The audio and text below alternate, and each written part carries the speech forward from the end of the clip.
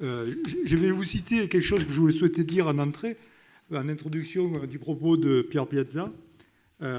C'est une citation qui montre bien que dans l'imaginaire collectif, Bertillon quand même avait une place extraordinaire. C'est dans l'exposition.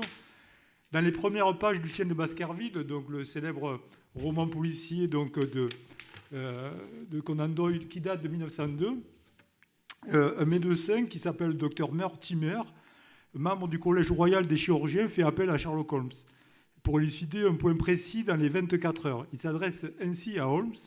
Je suis venu, monsieur Holmes, parce que je reconnais que je ne suis pas un homme pratique, et ensuite parce que les circonstances m'ont placé en face d'un problème aussi grave que mystérieux. Je vous considère comme le second parmi les plus habiles experts de l'Europe. Et donc Holmes, dans le roman, est interloqué. Il dit « Vraiment ? Puis-je vous demander le nom de celui que vous mettez en première ligne ?» fit Holmes avec un peu d'amertume.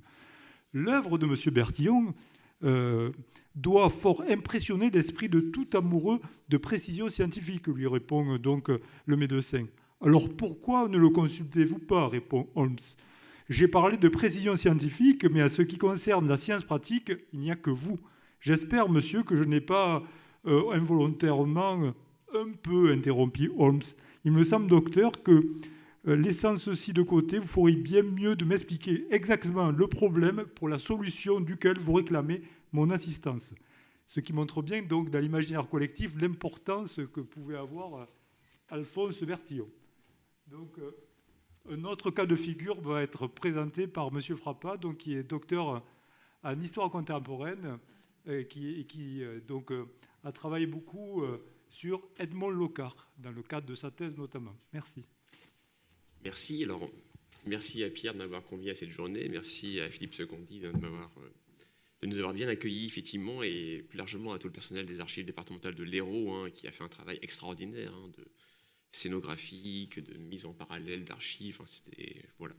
Vous êtes gâtés. Allez voir les expos, elles sont vraiment très, très riches. Et moi, effectivement, je vais vous parler d'un autre pionnier, Edmond Locard, lyonnais, non pas parisien, et d'une autre génération, mais juste la suivante. Bertillon, lui, il a pratiqué son art fin 19e, début 20e. Lui, Locard, c'est plutôt début du 20e, milieu du 20e siècle. Et si la date phare pour Bertillon qu'on pouvait retenir, c'est 1893, fondation de l'identité judiciaire, l'IJ, pour Locard, ça aurait été 1910, avec la création à Lyon de ce qu'on présente souvent comme le premier laboratoire de police scientifique. Sachant qu'aujourd'hui, en France, on en a encore 5. Donc, on a Paris, bien sûr, Lyon, mais aussi Marseille, Lille et Toulouse. Et donc, ce Locard, effectivement, qui a été, comme l'a dit Pierre, élève de Bertillon, a aussi été dans une forme de concurrence avec son illustre maître. Et malgré tout, ce qui est intéressant, c'est de changer un peu d'échelle chronologique, de prendre de la distance et de voir un peu comment, au fil du XXe siècle, les deux images de Bertillon et Locard vont finir par se superposer. Alors pour donner un peu plus de concret à mon discours et à cette superposition supposée de ces deux figures, je vais vous passer un petit extrait d'un... Ça c'est Lyon, le pays de justice où Locard travaille, son bureau, quand il a démarré, donc une bibliothèque qui était très, très peu fournie, mais après ça n'a pas été le cas. Et donc, ce que je vais vous montrer comme extrait, c'est un moment du film Identité judiciaire, un film qui est sorti en 1951 de Bromberger et qui, dans une des scènes, plutôt à la fin du film, montre un peu le travail de l'IJ. Donc c'est l'IJ de Paris que vous allez voir, mais pourtant, à bien des égards, c'est une sorte de mélange entre Bertillon et Locard qu'on va voir. Donc, voici l'extrait. Après, je reviens à mon petit diaporama.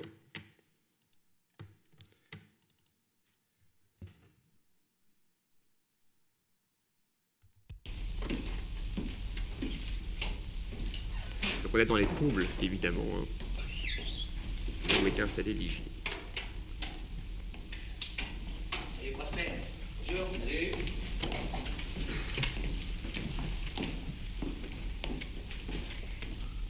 Là, grand-père, on se met à l'aise.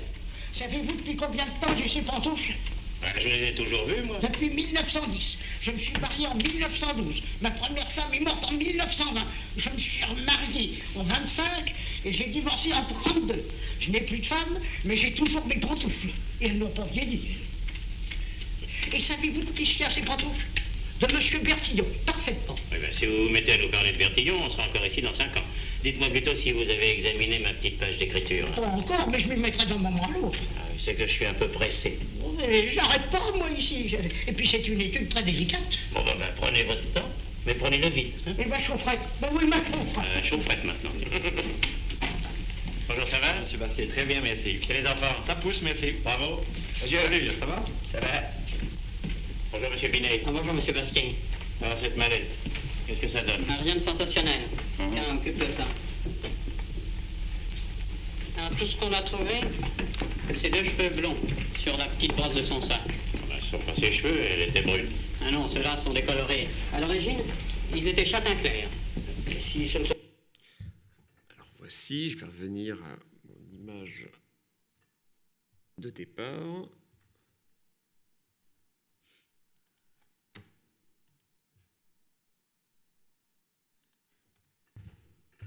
Donc, ce qui est intéressant dans ce film de 1951, qui sort l'année même d'ailleurs où Edmond Locard prend sa retraite, puisqu'il quitte la police lyonnaise en 1951, c'est qu'on a effectivement ces 2 figures de la police française qui, quelque part, s'imbriquent, puisque Grand-Père, le personnage effectivement qui est un peu dans le film le père Fouras de Ligy, il est plus ou moins l'héritier de Bertillon avec ses fameuses pantoufles qu'il a récupérées en 1910. Pardon, qu'il a récupéré de Bertillon. Il a été marié en 1910, année où le labo de Lyon a été créé par Locard, et c'est quelqu'un qui en plus est versé dans la graphologie, ce qui a été notamment la spécialité de Locard. Pourtant, on est bel et bien à Ligy de Paris. Donc voilà pourquoi, dans ce milieu du XXe siècle, on a une superposition parfaite des 2 personnages qui s'opèrent. Et pourtant, effectivement, il y a eu une concurrence, il y a eu des tensions, et tout mon propos d'aujourd'hui, c'est de retracer un peu cette historique et de chercher à comprendre en quoi ces 2 pionniers qui ont été Bertillon et Locard ont pu se rejoindre, ont pu s'éloigner, et comment est-ce qu'on est arrivé à cette situation des années 1950, et comment est-ce qu'on est arrivé aujourd'hui encore à cette idée que finalement, ces 2 hommes ont été dans une parfaite continuité. Alors, premier point, effectivement, chronologique, Locard comme élève de Bertillon. Donc là, vous voyez Locard qui sort de Ligy, de Lyon, installé à Saint-Jean, dans le quartier historique Renaissance de la ville. Et donc, effectivement, Locard, élève de Bertillon, puisque c'est notamment Bertillon qui l'a formé. Et ce n'est pas un hasard, puisqu'il y a une sorte de trait d'union entre les 2 hommes. Ce trait d'union, il s'appelle Alexandre Lacassagne, que vous pourrez voir dans l'expo notamment.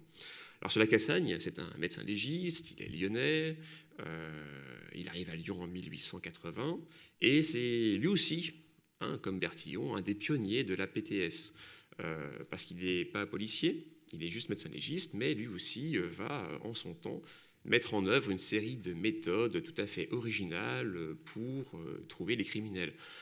Par exemple, pour montrer son côté un peu Sherlock Holmes, en 1899, à Lyon, lors de ce qu'on appelle le meurtre de la petite vieille, il va récupérer des déjections humaines qui avaient été laissées sur une scène de crime, car il y avait une coutume chez les Apaches de l'époque de laisser effectivement une sorte de petit message ou une provocation à la police lorsqu'elle arriverait sur les lieux. Et ce que Lacassagne a fait à l'époque, c'est qu'il a fait des prélèvements dans cette trace. Il a vu qu'il y avait un parasite très rare qui s'y trouvait. Il est allé à la prison où on avait récupéré quelques suspects. Il a fait des prélèvements anneaux. Il a comparé les 2. Et c'est comme ça qu'il a trouvé effectivement l'un des Apaches qui avait commis le crime. Donc voilà pourquoi il est lui aussi quelqu'un qui a été un précurseur en matière de police scientifique. Autre fait d'armes de ce Lacassagne, que vous verrez aussi dans l'exposition, c'est la fameuse affaire de la Malle à Gouffé. Alors c'est une affaire qui est parisienne, c'est un huissier parisien qui a été assassiné par un homme et une femme, Bompard et Hérault, et c'est à Lyon, au sud de Lyon, qu'on a retrouvé le corps dans une malle qui avait pris le chemin de fer, c'est-à-dire le Paris-Lyon-Méditerranée. Et une première expertise va être menée dans la région lyonnaise, mais de façon très, très médiocre. Et vous savez qu'il y a un principe, c'est que quand vous faites une levée de corps, une autopsie, si vous la ratez, après, vous ne pouvez pas la refaire parce que vous avez détruit les indices. Pourtant, c'est ce que va faire la Cassagne. 3 mois après, donc imaginez bien la décomposition du corps, il va refaire une expertise, une levée de corps, et il va réussir, par cette seconde expertise, à identifier la personne qui avait été trouvée dans la malle. Il va calculer, avec la mesure notamment du corps, un peu ce que faisait Bertillon, il va retrouver au centimètre près la taille que faisait l'huissier. Et il va retrouver à 3 ans près l'âge qu'il avait. Et c'est un peu ce qui, à l'époque, va faire connaître la Cassagne, tant en France que dans le monde, parce que c'est vraiment quelque chose qui a marqué les esprits. Alors, l'erreur qui avait été faite à l'époque, aujourd'hui on ne la fait plus parce qu'on a mis en place ce qu'on appelle la virtopsie. C'est-à-dire qu'on va scanner un corps, on va faire une autopsie virtuelle pour ensuite faire la levée de corps. Donc, on réussit à parer, si vous voulez, à ce type de problème. Mais à l'époque, ça a été tout à fait un exploit et ça a été basé notamment, effectivement, sur des choses que Bertillon avait imaginées. Car en effet, la Cassagne et Bertillon se connaissaient, puisque la Cassagne avait été au Val-de-Grâce lors de sa formation. Il avait rencontré le père de Bertillon et c'est par ce biais-là que les 2 hommes, de générations différentes là aussi, malgré tout, qui s'appréciaient, vont garder des liens. À tel point que la Cassagne, qui est fascinée par les recherches et les innovations de Bertillon, va s'en faire l'écho. Il va à Lyon, mais aussi partout dans le monde, parce que la Cassagne va créer une revue internationale, les archives d'anthropologie criminelle, qui sont effectivement, qui ont un écho mondial. Eh bien, il va promouvoir ce que lui-même va qualifier de bertillonnage, parce que ce terme, c'est la Cassagne effectivement qui va l'inventer, et il va effectivement être l'une des pierres sur lesquelles va s'appuyer Bertillon pour diffuser sa méthode. Donc voilà pourquoi Locard, qui est un élève de la Cassagne à Lyon, va naturellement, effectivement, se rapprocher de Bertillon. Alors, ce rapprochement, donc là, voilà, là c'est un exemple de cadeau que Bertillon va faire à la Cassagne. Vous l'avez vu dans les documents que Pierre vous a montrés, c'est effectivement les vitrines rétroéclairées qui sont exploitées à des fins d'enseignement auprès des policiers, pour qu'ils reconnaissent, avec le portrait parlé, comment on décrit une oreille, comment on décrit un nez, etc. Et ces 2 vitrines qui sont accolées, qui ont été présentées à Chicago, l'Expo universelle de Chicago, fin 19e, eh bien Bertillon, appréciant la Cassagne, va en faire un don. Et c'est pour ça qu'à Lyon, si vous venez, vous verrez qu'on a encore effectivement... Alors, il est un peu mal vieilli ce matériel, mais il est encore effectivement visible à l'école des commissaires de police de Saint-Cyr-au-Mont-d'Or. Et donc, c'est en 1900 que Locard devient l'élève de la Cassagne, puisqu'il fait des études de médecine légale et il va, sous sa coupe, réaliser une thèse qu'il va soutenir en 1902 sur la médecine judiciaire au XVIIe siècle. Et forcément, après sa thèse, et restant dans le cercle de la Cassagne, notamment ayant une chronique dans les archives d'anthropologie criminelle, eh bien Locard va finir effectivement par s'intéresser à tout ce qui relève de l'identification judiciaire, et il va, en 1908, monter à Paris, suivre le cours qui avait été lancé par Bertillon. Et donc, lorsque Locard monte à Paris, c'est durant l'affaire Steinel, car en effet, en 1908, durant l'été 1908, on retrouve le peintre Adolphe Steinel assassiné sauvagement avec 2 autres membres de sa famille, et c'est la veuve qui va finir par être soupçonnée, la veuve que vous avez là sur l'image. Alors c'est la même veuve d'ailleurs qui avait aussi fait les choux gras de la presse lorsqu'il y avait eu la mort du président de la République, Félix Faure, puisqu'il avait été retrouvé dans les bras de sa maîtresse, et il y avait eu à l'époque beaucoup de noms d'oiseaux qui avaient été créés, des jeux de mots, enfin voilà, je vous en dirai pas plus, mais c'est assez savoureux à suivre. Donc Locard, il monte à Paris en 1908, durant l'affaire Steinel, et c'est là où, pendant plusieurs semaines, il va se former à ce fameux bartillonnage qu'il va effectivement ramener à Lyon et développer. Car en effet, en 1910, lorsque Locard fonde son laboratoire, c'est pas un laboratoire, c'est un service d'anthropométrie judiciaire. Donc il va, ni plus ni moins que reprendre ce qui avait été fait à Paris et l'appliquer à Lyon.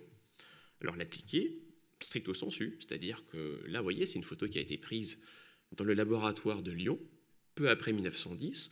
On y retrouve cette fameuse chaise sur laquelle étaient installées les personnes qu'on voulait photographier. Alors, oui, effectivement, à Lyon, on est encore sous les combles du palais de justice. C'est comme à Paris. La police scientifique, en général, elle domine, mais elle domine, par contre, dans des conditions qui ne sont pas forcément idéales. On retrouve également à Lyon la fameuse Bertillonne, c'est-à-dire cette mallette de transport qui avait été créée par Bertillon en 1909. On la retrouve à Lyon, et Locard va même d'ailleurs créer sa propre mallette dans les années 1920, mais sur les principes de la Bertillonne. Donc voilà pourquoi effectivement on est dans la parfaite continuité de ce qui avait été fait à Paris.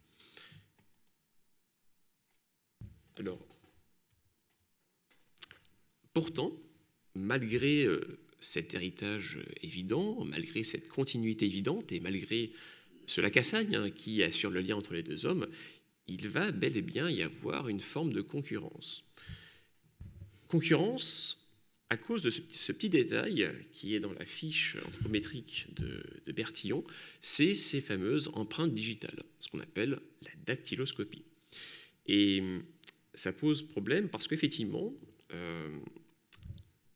pour aller un peu vite, Bertillon va bel et bien appliquer ce système nouveau dans son système d'encartement. Sur les fiches parisiennes, on va avoir l'introduction dès 1894, je crois, de ces fameuses empreintes digitales, mais cela se fait de façon assez timorée. De même, Bertillon, comme l'a dit Pierre, ne va pas mettre en place d'entrée dactyloscopique dans le fichier parisien. Et c'est quelque chose qui montre bien que, même si Bertillon met en place ce système, il y a une forme de réticence. Et Locard, lui, va être, si vous voulez, l'artisan de cette massification de l'usage des empreintes digitales par la police française et même par les polices mondiales, parce que dans la lignée de son maître Lacassagne, Locard va avoir à cœur à promouvoir ce nouveau système dans les pays qui n'en seraient pas encore dotés.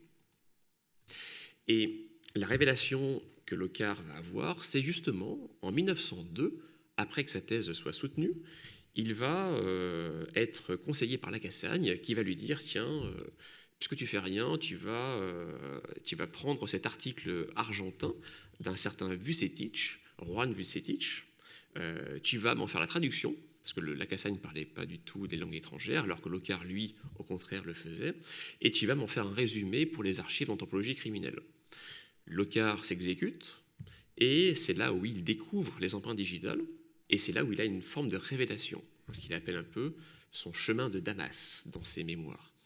Car en effet, il va se rendre compte que c'est un système extraordinaire qui permet d'éviter l'ambiguïté dans l'identification. Car effectivement, les lignes papillaires, les lignes qui forment ce qu'on voit sur les doigts, sont pour lui l'unique et seul moyen d'être décisif lorsqu'on veut confondre deux individus. Et donc, il va reprendre ce système et le mettre en place en 1910 lorsqu'il met en fonction son laboratoire. Donc il va reprendre ni plus ni moins la classification de Vucetich, il va l'ajuster et il va en faire la base de son système lyonnais d'encartement. Autre amélioration qu'il opère vis-à-vis de Bertillon, c'est qu'il va créer une entrée dactyloscopique. Évidemment, cette mise en place concrète du vucétichisme, expression là aussi de la Cassagne, comme quoi la Cassagne a eu un rôle plus important qu'on l'imagine, eh bien, se double d'articles dans la presse, de conférences dans lesquelles Locard cherche à montrer que ce système est vraiment le meilleur. Alors, me direz-vous en quoi il va y avoir une concurrence? Eh bien, parce que en France, dès le début du XXe siècle, on commence à douter de l'anthropométrie judiciaire. Et c'est notamment le cas en 1906, lorsque le ministère de la Justice mandate l'Académie des sciences de Paris pour rédiger un rapport sur le sujet, pour qu'on sache si la dactyloscopie est bel et bien un moyen qui devrait supplanter l'anthropométrie judiciaire. Et dans cette enquête, qui va être menée en 1906, Locard, qui est déjà considéré à l'époque comme étant le grand spécialiste français en la matière, va être consulté et va bien sûr chaudement appuyer la dactyloscopie. La presse de l'époque, qui bien sûr, comme aujourd'hui, fait des raccourcis, caricatures, va résumer cela en Locard démolit l'anthropométrie judiciaire de Bertillon. Et forcément, même si ce n'est pas vraiment le cas, Bertillon, qui lit la presse, va prendre cela comme une attaque personnelle.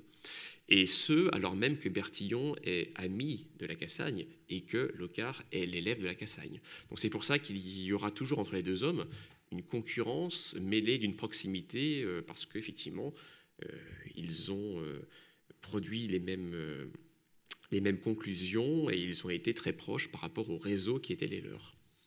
Et si, donc vous voyez effectivement un extrait des ouvrages de Locard dans lesquels il explique un petit peu en quoi il s'est servi de la méthode de Vucetich.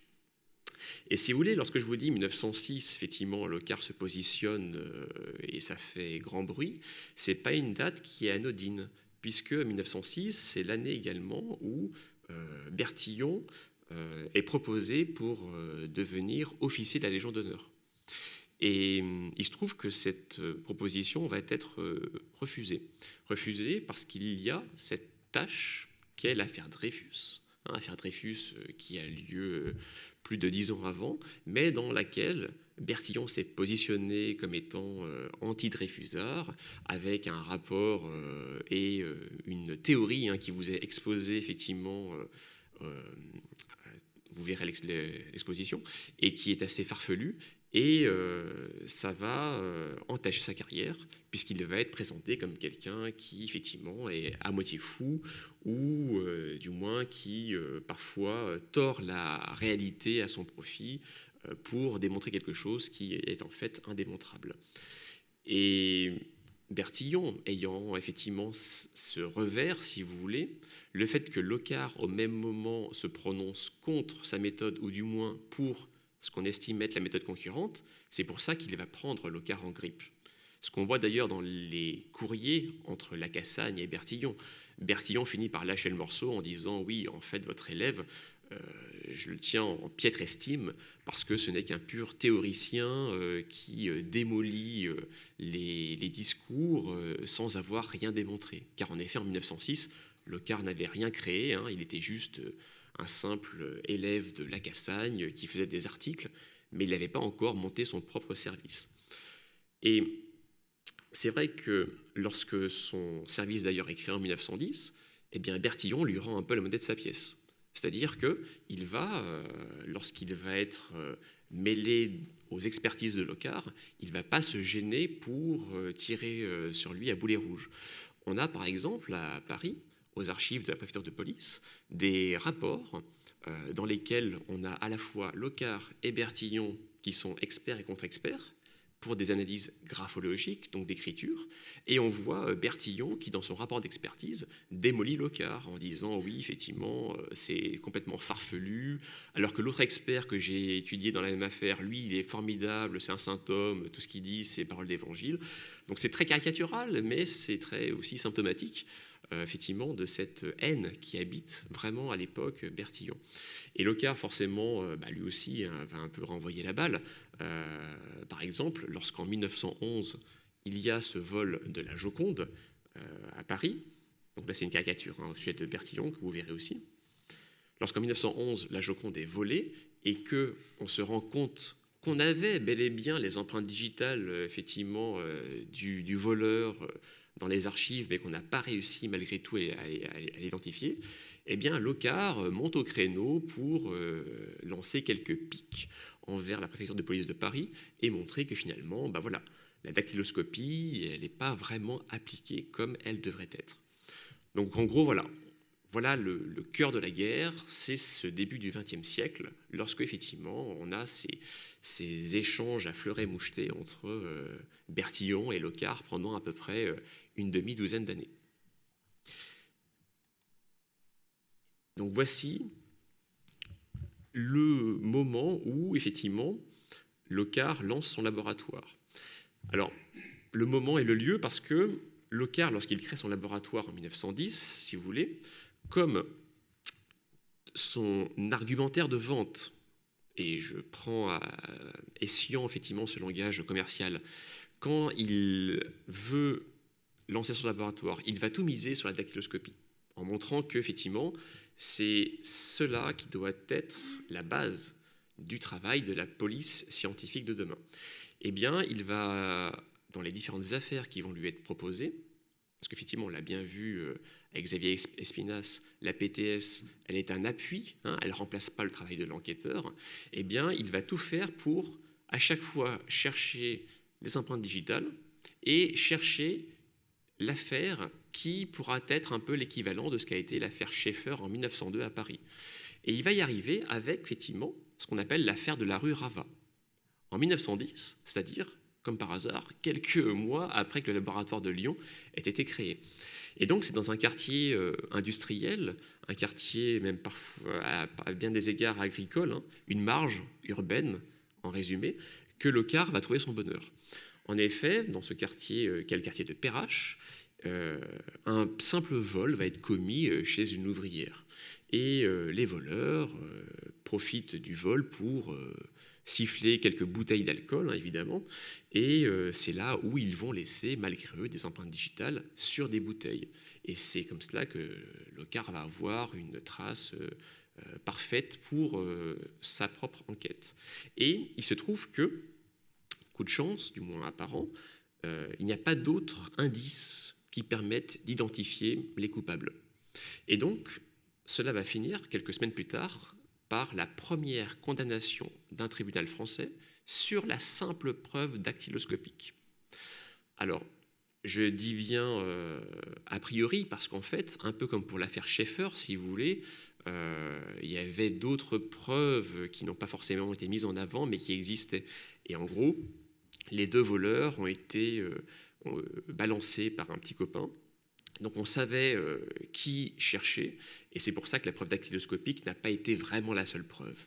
Mais Locard, très intelligemment, malgré tout, dans sa médiatisation, l'a présentée comme la première affaire effectivement judiciaire française avec l'unique preuve dactyloscopique pour montrer qu'il était effectivement le nouveau Bertillon et que lui aussi avait son haut fait d'armes.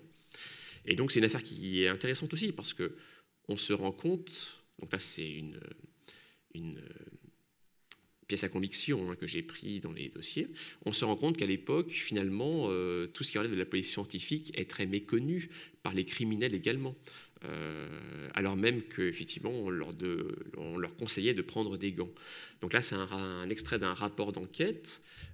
C'est la première audition d'un des inculpés après qu'on ait montré effectivement qu'on avait trouvé cette preuve dactyloscopique sur la scène de crime. Eh bien, l'inculpé, lorsqu'on lui montre la preuve dactyloscopique, répond « la science se trompe », ce qui est assez fort de café et qui montre bien que les criminels de l'époque, en 1910, pensent encore qu'effectivement, ce n'est pas une véritable preuve qui pourra entraîner la condamnation. Et donc, Locard réussit très vite, si vous voulez, à montrer que la dactyloscopie, c'est vraiment la meilleure des preuves possibles, et il va le faire même en créant des méthodes, un peu comme Bertillon, qui vont aller dans ce sens. Là, c'est un exemple de ce qu'on appelle la poroscopie. Alors la poroscopie, c'est simple, c'est l'étude des pores mais les pores qu'on trouve au niveau des doigts. Vous en avez un très bel exemple au niveau de l'exposition, puisque vous avez un pan de mur incliné, vous avez un agrandissement d'empreinte digitale qui a été faite, et vous avez des trous. C'est ça les pores. Et Locard, lui, il trouve l'idée d'étudier ces pores pour identifier. Donc là, les petits numéros que vous voyez sur le document, ce sont autant de pores que l'on trouve sur les lignes papillaires. Donc vous voyez en quoi, effectivement, Locard vraiment s'appuie sur cette dactyloscopie pour asseoir son laboratoire. Parce qu'évidemment, lorsqu'on lance un laboratoire, lorsqu'on lance un service de police, il y a une espèce de phase de test de l'administration pour faire ses preuves. Et c'est pour ça qu'il avait besoin de ça pour montrer que sa méthode était efficace. Et les années qui vont suivre, de 1910 à 1914, la Grande Guerre, montrent bien que Locard continue effectivement de tout miser sur cela.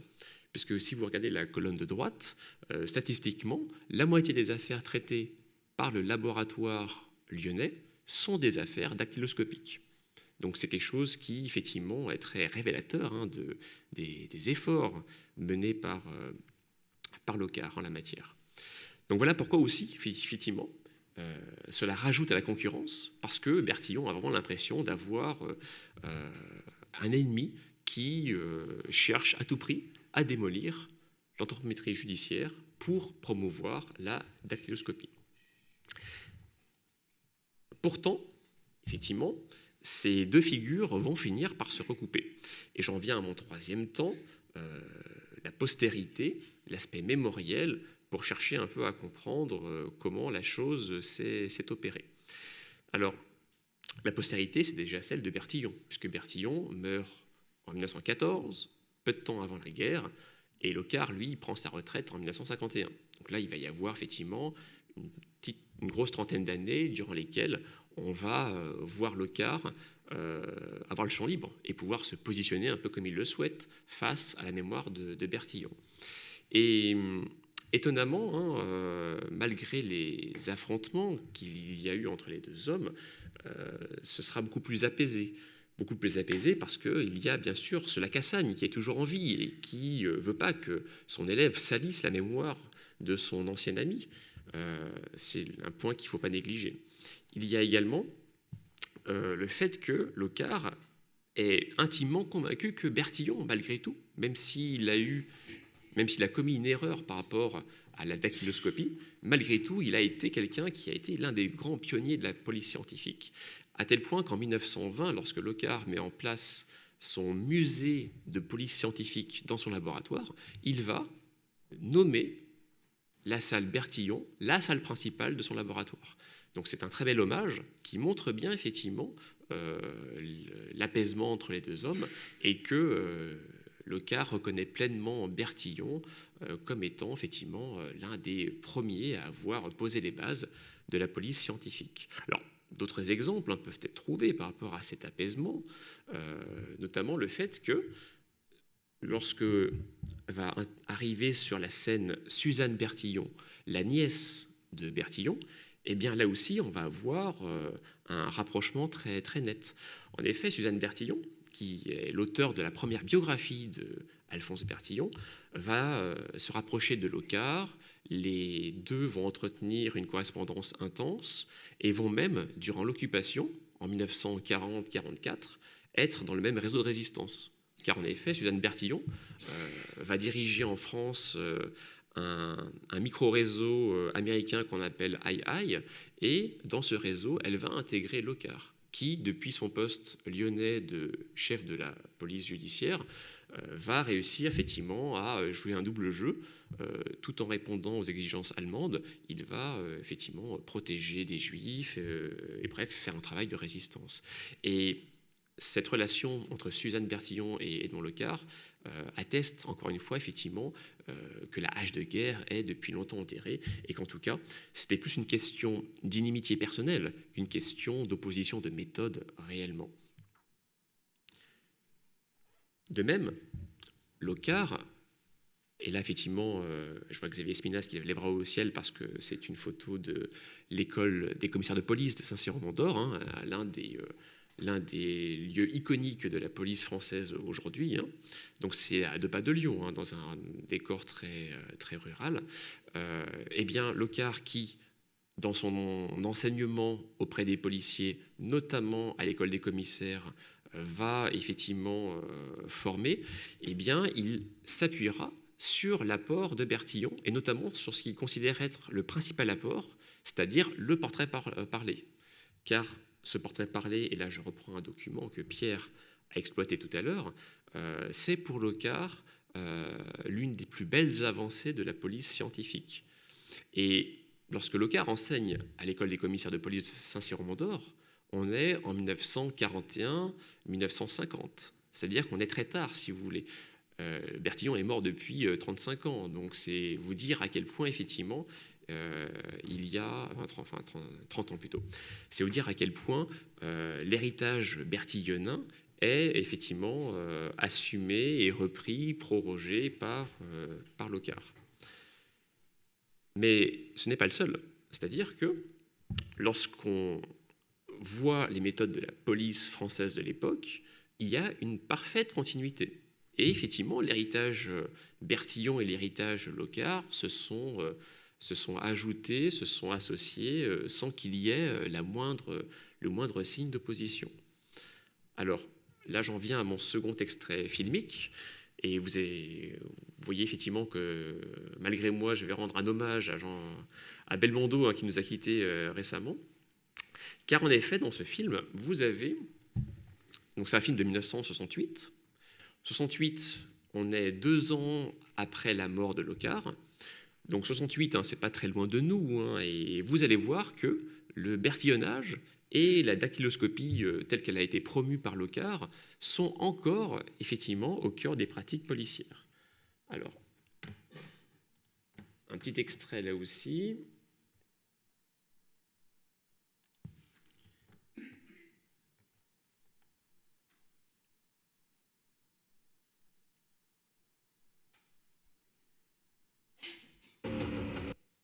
Alors, je trouve le bon passage et je vous le montre.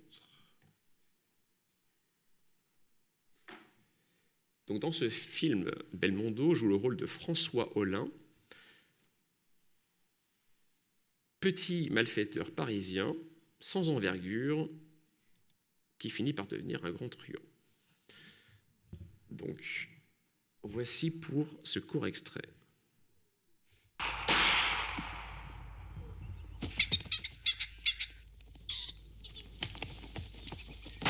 Qu'est-ce que tu fais? François! Oui, c'est pas un film écologique, hein, faut être clair.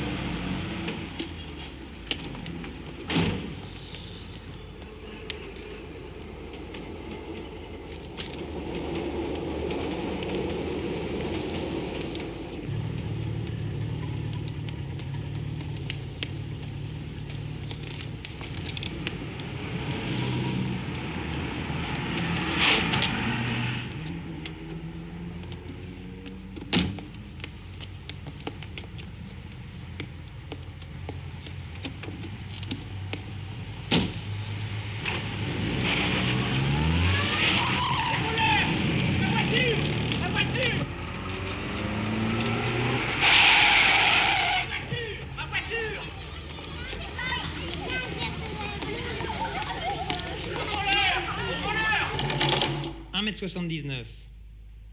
Cheveux châtain clair. Yeux noisettes.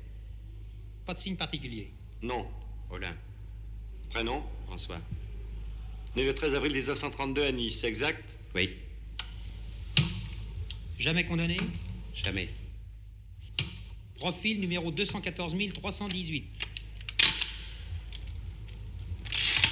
Face numéro 214 318. Au suivant. François Hollin, né à Nice en avril 19... Voilà, vous avez reconnu, vous allez reconnaître plein d'objets, hein, qui sont au niveau de l'exposition qui vous est proposée. Donc voilà pourquoi, effectivement, la continuité est parfaite. Est parfaite, va le rester, et j'en viens à cette fin du XXe siècle, moment de bascule important parce que vous allez avoir, pour aller vite, une forme de révolution de la police scientifique, avec l'ADN, découverte en Angleterre dans les années 80, et avec une rénovation dont participe la mise en place du fichier automatisé d'empreintes digitales, le FAED, en 1995 à peu près, puis ensuite, en 2005 à peu près, le fichier national automatisé des empreintes génétiques. Eh bien, cette révolution scientifique de la police scientifique, de la fin du XXe, si vous voulez, va être l'occasion de revenir un peu sur les pionniers de la police scientifique, notamment française. Donc on va de fait mettre un peu en concurrence, ou en comparaison du moins, Bertillon et Locard, pour savoir un peu lequel a eu le plus grand rôle, lequel a été le vrai pionnier.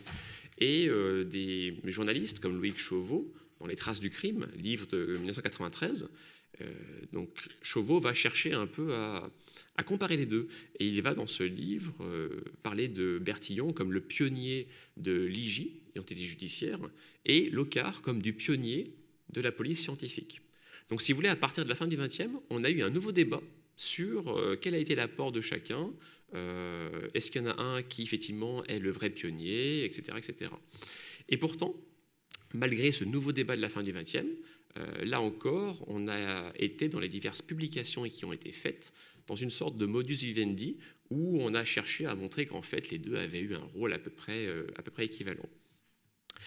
Et même nos amis québécois, qui ont mis en place au début du XXIe ce qu'ils appellent le panthéon de la criminalistique francophone, donc les plus grandes personnalités francophones qui ont apporté à la police scientifique, eh bien ces Québécois ont mis sur le même piédestal, si vous voulez, Locard, que vous voyez en deuxième position, et Bertillon, qui lui aussi, effectivement, figure parmi ces pionniers, ces plus grands hommes de la police scientifique.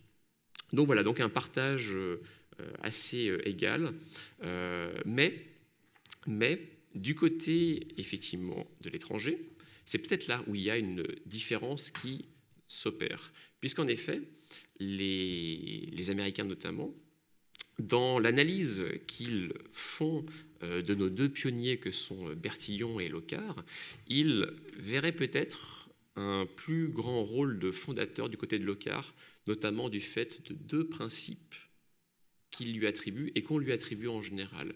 Le premier, c'est celui-ci, c'est le principe de l'échange, le fait que sur une scène de crime, on prend des traces et on en laisse lorsqu'on commet un vol, un meurtre, quoi que ce soit. Et c'est effectivement, ce serait Locard qui aurait été l'auteur de ce principe d'échange. Principe qui n'est pas le seul de la police scientifique, puisqu'il y en a un deuxième très grand qui a été fait en 1963 par un certain Paul Kirk, qui est le principe d'unicité. Donc les Américains ont tendance à dire que Kirk et Locard sont les deux grands pionniers, les deux grands fondateurs de la police scientifique.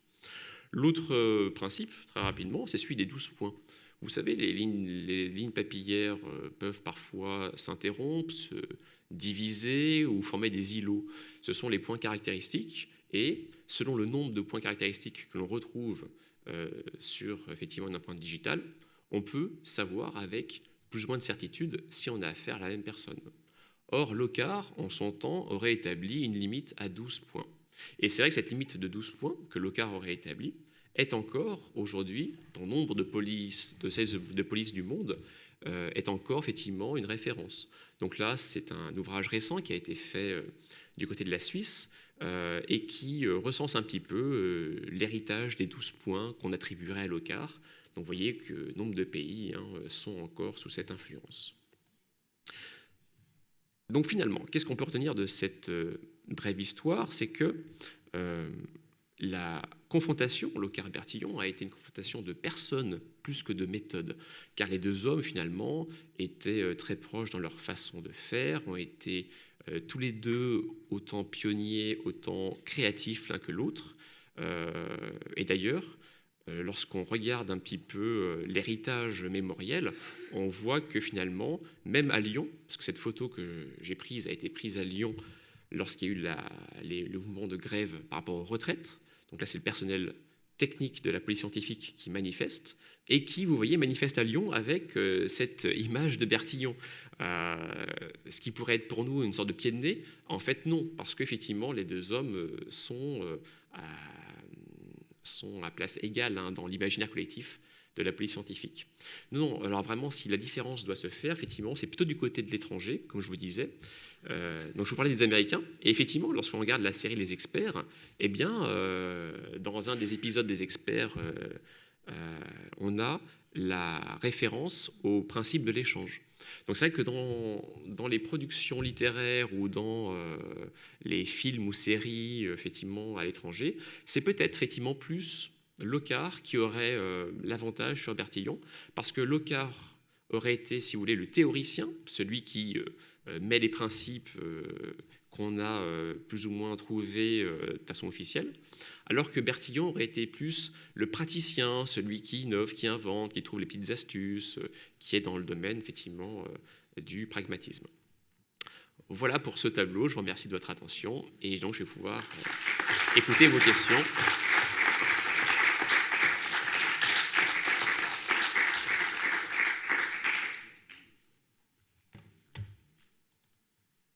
Alors, est-ce qu'il y a des questions ou est-ce que nous passons directement à Michel Moati? Comment est-ce qu'on peut retrouver une empreinte digitale? Une trace, vous voulez dire sur... Alors, des Bertillon. Alors, retrouver, ça se fait avec de la poudre, grosso modo, et un système de prélèvement qui peut être un simple scotch. C'est-à-dire qu'il y a des moyens... La classification, d'accord. Alors la classification, elle est pensée très tôt, c'est-à-dire que dès l'époque de Francis Galton, dans les années 1890, on cherche effectivement à classer pour qu'on puisse retrouver, car l'idée d'un fichier dactyloscopique, c'est de s'en servir et de pouvoir très vite, effectivement, savoir à qui on a affaire. Et c'est là où il y a eu une forme de dispersion, puisque chaque pionnier de la police scientifique a un peu créé sa propre méthode. Galton, Vucetich, Locard, qui lui-même a fait une sorte de mélange entre Vucetich et un autre pionnier danois, Bertillon aussi, a créé sa méthode. Donc on se retrouve début 20e, à peine 10 ans après qu'on ait lancé un peu sur la scène judiciaire cette nouvelle méthode, on a déjà à peu près 15 méthodes de classification. C'est pour ça qu'effectivement, d'ailleurs, Locard envie un peu Bertillon, parce qu'il écrit dans nombre de ses ouvrages que Bertillon a été un peu à une époque où il y avait une uniformité, où il y avait une cohérence. Et il qualifie le phénomène de tour de Babel, parce qu'il y a eu effectivement ensuite une dispersion, diverses langues, et on a pu réussir au niveau international à avoir une cohérence. Et effectivement, le système qui a été mis en place en France est un système qui a été un panachage, un peu comme partout ailleurs, et qui, grosso modo, consistait à entrer par le biais d'un code, un classement des empreintes en 4 catégories. Chaque doigt avait un code, si vous voulez, et c'est comme ça qu'on pouvait retrouver dans un fichier décadactylaire avec 10 doigts, on pouvait retrouver ainsi effectivement la personne qui était soupçonnée. Mais c'est l'un des problèmes majeurs finalement. Vous avez tout à fait eu raison de poser la question, parce que comme il n'y a pas de cohérence, et comme parfois, et comme souvent plutôt, ce ne sont pas des empreintes très jolies qui sont trouvées, mais des fragments d'empreintes, ça complexifie la recherche, et c'est pour ça que la police scientifique, effectivement, n'est qu'un complément de l'enquête classique, parce qu'il y a nombre de fois où elle ne peut pas, à elle seule, trouver, évidemment, qui est la personne. Xavier Spinaz veut compléter.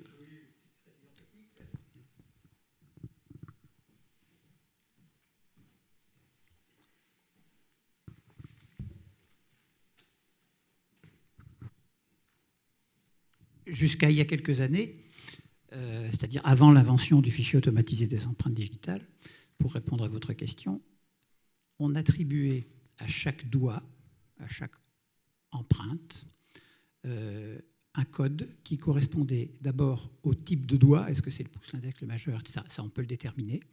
Et ensuite, avec le dessin, vous en avez vu des exemples tout à l'heure, ce qu'on appelle des vertices, c'est-à-dire des tourbillons, des arcs, etc. Chacun de ces dessins caractéristiques, à chacun de ces dessins correspond un numéro.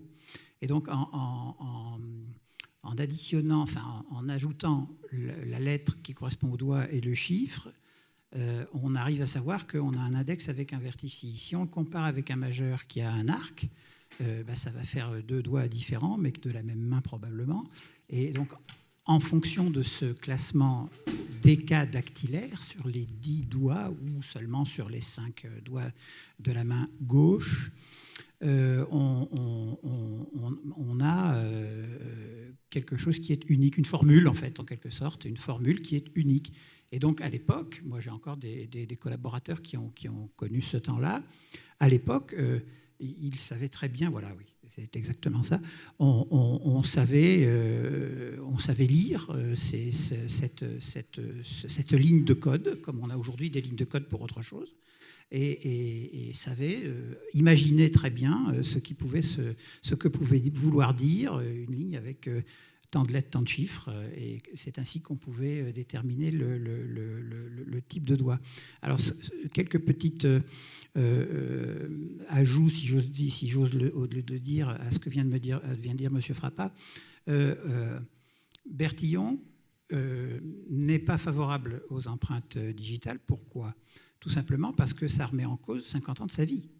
C'est-à-dire que lui, il a mis en place un système de mensuration qu'il estime être définitif, et on vient lui dire « Attends, garçon, c'est bien ton truc, mais sauf que juste un petit signe comme ça, qu'on trouve sur les lieux du crime. Or, sur les lieux du crime, on ne trouve pas la taille de la longueur de la paume, machin. Hein, donc, ça résout tous les problèmes. Donc, il est assez piquant de voir sur la tombe de Bertillon un magnifique bandeau comme ça sur lequel il y a marqué « empreinte digitale ». Non, pas vraiment, parce que lui considère, alors petit à petit, il se rend compte de la question, parce qu'il est un peu assailli de toutes parts, hein, y compris par le fameux Galton dont on parle, qui lui dédicace son ouvrage, qui s'appelle Fingerprints. Et il est un peu cerné, donc il rajoute un doigt sur sa fiche, puis 2, puis 5. Bon. Mais il considère ça, non pas comme des éléments non pas comme des éléments tels que va le considérer Locard, mais il les considère comme des éléments anthropométriques. C'est-à-dire que de même qu'il y a une longueur du bras qui est la même, qui est différente pour tout le monde, il y a une empreinte qui est différente pour tout le monde. Et c'est pour ça qu'il va définitivement refuser, et clairement refuser, le classement des empreintes digitales. Et ça va faire prendre à la France un retard considérable parce que il faut voir la période à laquelle on est. Il meurt en février 1914. Donc le congrès dont on parlait tout à l'heure a lieu en avril, et puis après il y a la guerre. Et donc là, on passe à autre chose, si j'ose dire. Hein, on s'intéresse moins au sujet. Et en plus, son successeur, qui n'est pas vraiment son successeur, qui va rester un petit peu intérimaire, meurt d'épuisement en 1918. Il ne s'est pas passé que grand-chose à Paris entre 14 et 18. Et à ce moment-là, Locard prend le lead, comme on dit de nos jours, sur ce sujet. Mais il ne faut pas non plus exagérer l'antagonisme entre les deux. D'abord, ils sont tous les deux à deux périodes différentes. Si j'ose dire, l'un est le fils de l'autre. Donc, comme le disait Pierre Piazza tout à l'heure, c'est un peu tuer le père. Locard a été élève de Bertillon. Et c'est Locard qui prononce l'éloge funèbre de Bertillon, hein, au cimetière du Père-Lachaise. Donc voilà, il y a effectivement, disons qu'il y a une prolongation, une filiation très claire, et avec une période de chevauchement entre, je dirais, 1908 et 1914, la mort de Bertillon, parce que Bertillon était un mauvais con, excusez-moi, mais enfin, c'était un type qui avait un caractère de cochon, qui était incapable de s'entendre avec n'importe qui et avec quiconque. Et donc, bon, voilà, quoi, il ne s'entendait pas. Enfin, Bertillon s'entendait avec personne. Et Locard a poursuivi son travail. Et je dirais, pour la police scientifique, heureusement qu'il était là, en quelque sorte, parce que la France, enfin Paris d'abord et la France ensuite, ont pris un énorme retard en matière de travail, notamment sur l'empreinte digitale et donc sur l'identification, parce qu'on s'est aperçu que l'anthropométrie, qu'on a pourtant utilisée jusqu'en les 70, vous voyez vu avec Belmondo tout à l'heure, d'abord, c'est pas si sûr que ça, puisqu'il y a eu aux États-Unis une affaire célèbre où 2 personnes avaient exactement les mêmes caractéristiques physiques, ce qui est tout à fait étonnant, mais enfin, c'est bien le cas. Évidemment, c'est en Amérique, ça peut être qu'en Amérique. Et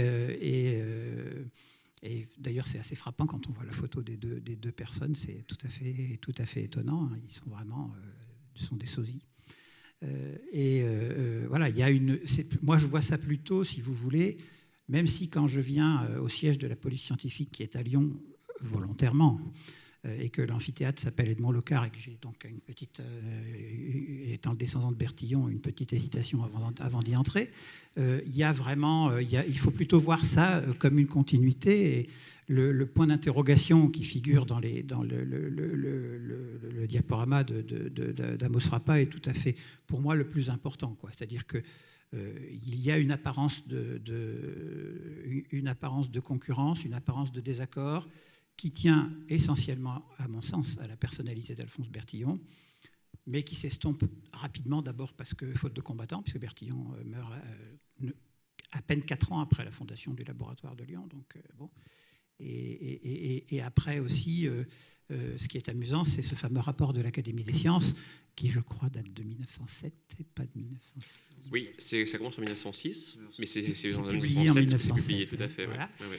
Alors, c'est amusant parce que j'ai retrouvé des articles de presse là-dessus. Alors, je l'ai lu, évidemment, intégralement, ce rapport, où Bertillon se fait dégringoler de façon absolument élégante, hein, où on dit ce type est absolument génial, mais...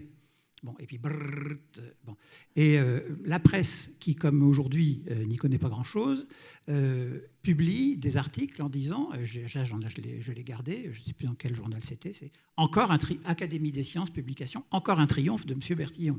Bon, ils n'ont rien pigé, quoi, parce qu'en fait, il se fait sérieusement dégringoler, et là arrive la primauté de l'empreinte digitale qui ne sera contrebattue que par l'ADN relativement récemment. Voilà, excusez-moi, j'ai dépassé ma... Après, sur Bertillon, si je peux ajouter une chose par rapport à ces empreintes digitales, je pense qu'il faut distinguer 2 choses.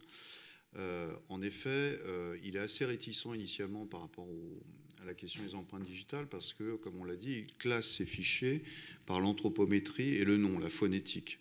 Et il a déjà classé des millions de fiches par ce système, donc il se dit qu'en fait, voilà, il ne va pas abandonner toutes les fiches, les centaines de milliers de fiches qu'il a déjà élaborées pour basculer sur un classement dactyloscopique qui rendrait ces fiches inexploitables. Donc il va intégrer les empreintes digitales progressivement sur ces fiches à partir de 1894 pour en faire, dans certains cas, un système de sous-classement, comme tu l'as dit, de l'anthropométrie.